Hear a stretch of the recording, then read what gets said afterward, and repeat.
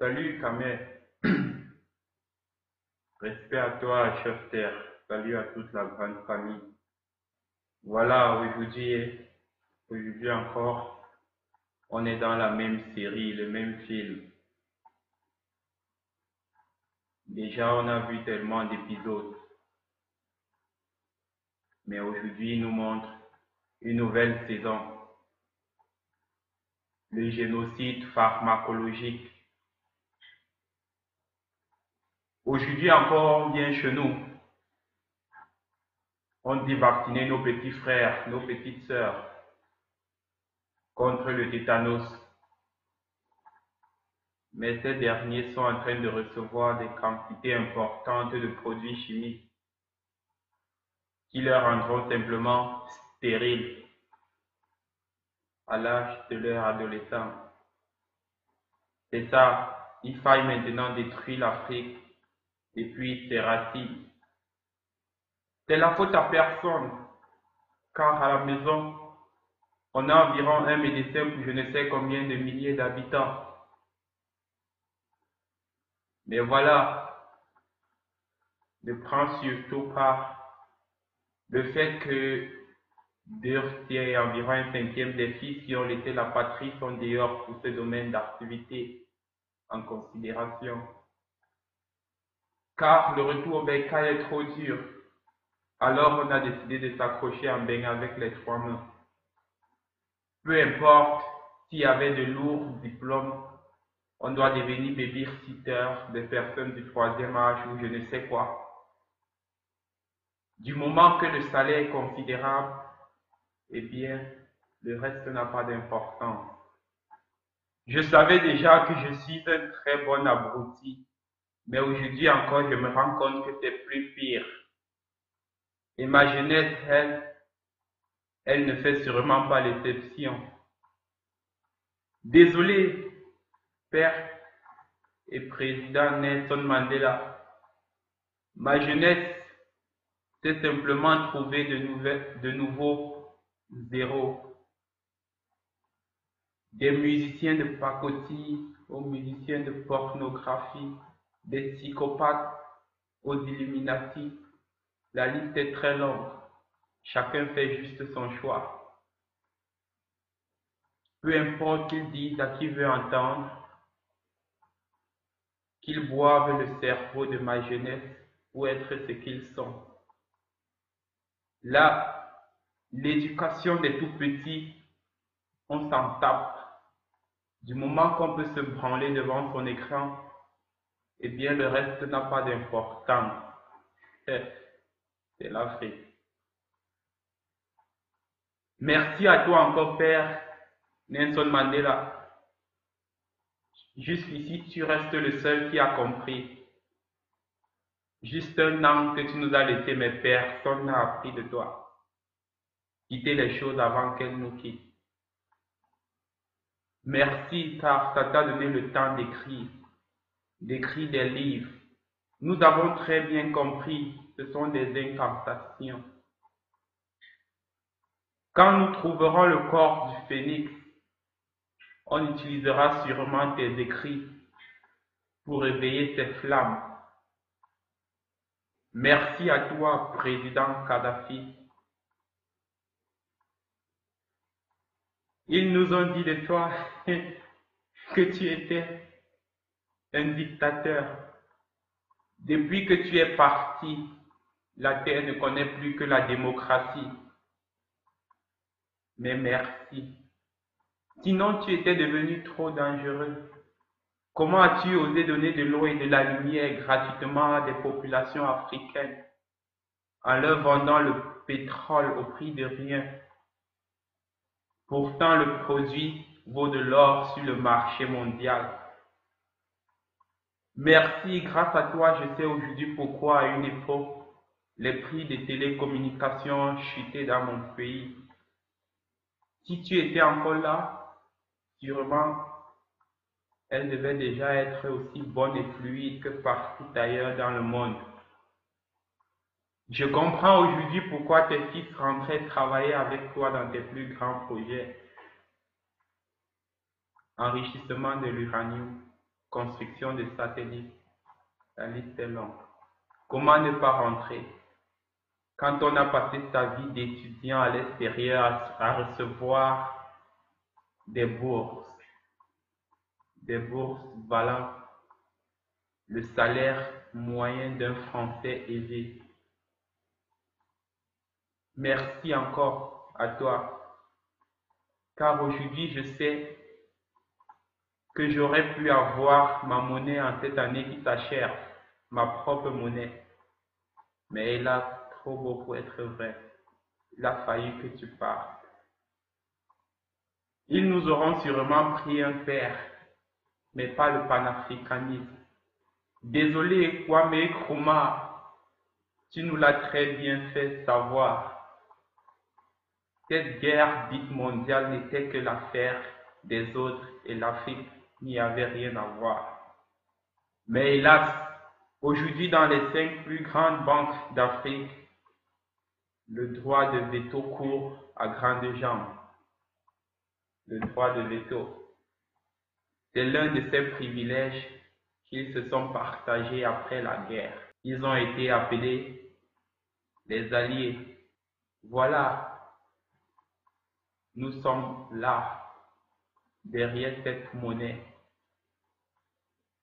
Peu importe, ma jeunesse, elle s'y plaît. Comment ne pas, quand on envoie une pièce d'argent d'un côté et qu'on sait que maman de l'autre recevra plus de 600 pièces, c'est magique. Désolé, Oumniobé, père, ils vous ont battu physiquement. Ils ont bombardé nos villages et ma jeunesse, elle n'aura sûrement pas ce privilège. Aujourd'hui, une fois sorti des terres, ma jeunesse considère la patrie comme une maison de retraite. Une maison de retraite. On y retournera sûrement. L'objectif est très clair, mais hélas, on se fait quand même avoir. L'Africain doit détester ses terres et fuir ses terres au maximum. Tout est mis en place, alors comment ne pas céder? L'Afrique est aujourd'hui un empire. L'empire des peaux noires au masque blanc. Les guerres fabriquées de toutes pièces, la dévalorisation monétaire et économique, le génocide pharmacologique. Tu auras beau écrire des livres que tu n'auras pas fini d'élucider. Alors c'est clair, quand ils reviendront cette fois-ci, il y aura sûrement personne pour défendre les terres. Une question se pose déjà. Quand sont-ils partis? Dans tous les cas, les avions retourneront à l'aéroport. Sûrement quand les cheveux auront changé de couleur. Mais peu importe, on aura sûrement amassé assez d'argent. On aura sûrement construit les plus belles maisons. Peu importe ce qu'on y trouvera, car la force de la conversion fera aussi des gains quelque chose de magique. Alors, on n'aura qu'à passer le flambeau à nos fils. Des fils qui auront vu le jour partout dans le monde. Des fils qui ne connaîtront pas les souffrances de l'Afrique, les réalités de l'Afrique, qui ne connaîtront rien de l'Afrique. Des fils qui se sentiront sûrement plus américains que les Américains, plus français que les Français, plus asiatiques que les Asiatiques, et je ne sais quoi d'autre. Mais nous allons leur faire confiance. Ils viendront bien de nos entrailles. Ils réussiront sûrement où nous avons échoué. Comme nous aussi nous réussissons très bien où nos pères ont trébuché. Désolé Samori Touré, cette fois-ci il n'y aura personne pour reprendre tes techniques. Si tu avais connu l'euro, le dollar, peut-être que tu aurais pu comprendre ma jeunesse. Dans tous les cas, ma jeunesse, elle aussi, a des slogans. Le slogan qu'ils nous prennent tout, mais qu'ils ne touchent pas à notre paix. Ils peuvent prendre notre bois, le pétrole, nos terres, nos entreprises, mais qu'ils ne touchent pas à notre paix. Ils peuvent nous donner des maladies, nous pousser à nous entretuer, nous tuer, nous diviser, mais qu'ils ne touchent pas à notre paix. Car malgré tout, nous sommes en paix. Nous avons la paix du cœur. S'ils touchent à notre paix, peut-être alors qu'on donnera une nouvelle définition à la tactique de la terre brûlée. Merci pour l'héritage, Sékou Touré. Tant que les lions n'auront pas les historiens, les récits des chasses tourneront toujours en faveur des chasseurs. Peu importe les victoires des lions dans la forêt, peu importe leur force. Du moment qu'au retour, seuls les chasseurs écrivent les récits, alors cela ne peut être qu'en leur faveur. Quand est-ce que les lions prendront la peine d'écrire leur propre version de l'histoire, d'écrire l'histoire vraie, l'histoire originale, d'arrêter d'accepter une réalité qui n'est pas sienne, la réalité. On s'y accroche très bien. Voilà, ma jeunesse se comporte aujourd'hui comme si elle était la seule en déplacement. Erreur. On ne sait plus combien d'Asiatiques sont en Afrique. Peux-tu vendre le moindre beignet sur leur terre?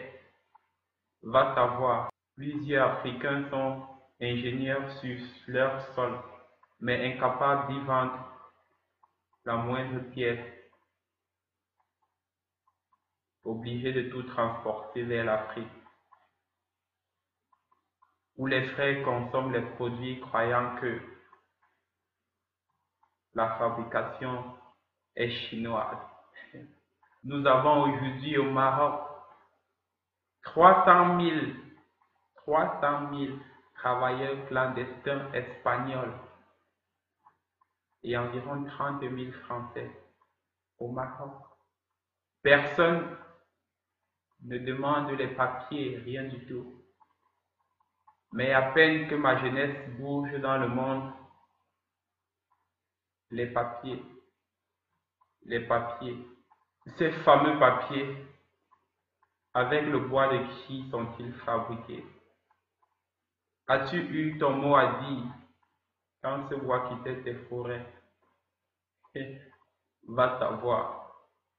Merci à toi, Patrice Lumumba, Premier ministre. Dans ma jeunesse, il y a plusieurs catégories de spécimens et de phénomènes. Beaucoup ont compris par toi qu'un Africain aussi peut être un homme incorruptible. Merci à toi. Dans ma jeunesse, il y a des phénomènes. Une catégorie que j'appelle les rêveurs anonymes. Ceux-là qui ont compris qu'ils devront écrire leur histoire. Ceux-là qui ont compris que nous ne sommes que le maillon d'une longue échelle. Comme on dit chez nous, la boîte qui a contenu le piment, même vide, fait éternuer. Ceux-là qui ont compris que leur histoire ne peut passer sur eux comme de l'eau sur le dos de canard, disait un frère. Ceux-là qui ont compris que quelqu'un devra payer le prix. Une génération sûrement, qui aura construit sur des ruines. Ceux-là qui ont compris que les choses prendront le temps qu'elles auront à prendre. Oui, car que celui qui veut vite avoir l'enfant aille épouser une femme enceinte. Les rêveurs anonymes. Ceux-là qui ont compris, comme on le dit si bien chez nous, même avec 9 femmes, on ne peut avoir l'enfant en un mois. Ceux-là qui ont compris que tôt ou tard il va falloir prendre la route. Mais hélas, la route ne donne pas de renseignements aux voyageurs. Ceux-là qui ont juste décidé de prendre leur crayon et de dessiner leur feuille de route. Tôt ou tard, faudra prendre la route. Comme on dit chez nous, on ne nourrit pas la poule le jour du marché. Ceux-là qui sont souvent traités de fous par des frères moqueurs, que celui qui n'a pas traversé ne se moque pas de celui qui s'est noyé. Dans tous les cas, comme on dit chez nous, on ne tresse pas la tête des absents. Faudra aller à la source. Comme on dit chez nous, pour aller à la source, il faut nager contre le courant.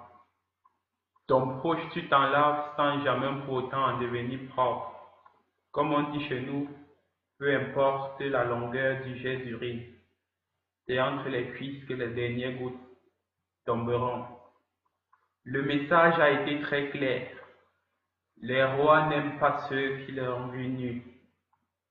Alors, si tu es un rêveur anonyme, prends juste ton crayon et dessine ta feuille de route, sachant que tu n'es pas seul, sachant que tu n'es plus seul. Chacun sortira de sa case, mais au bout du compte, on prendra la même route, le même chemin. Faudra faire confiance à l'élément sur la route, le temps, l'ultime élément. On dit de lui chez nous qu'il rend les grands petits et les petits grands. On dit de lui chez nous qu'il est une lime qui travaille sans faire de bruit. Le temps, les rêveurs anonymes, ceux-là de ma jeunesse qui ont compris qu'il est temps de ne plus s'accrocher à ce qui nous divise et de s'unir exactement par ce qui nous unit. Le linge sale se lave en famille, mais attention, comme on dit chez nous, si la maison brûle, on ne peut empêcher les voisins de voir la fumée. Merci à toi. Si tu es un rêveur anonyme, prends juste ton crayon et tu sais ce qu'il te reste à faire. Que seras-tu dans ton histoire? Un acteur ou un spectateur? Ne pas choisir, c'est faire un choix. Le choix d'être un électron spectateur. Merci à toi. À plus.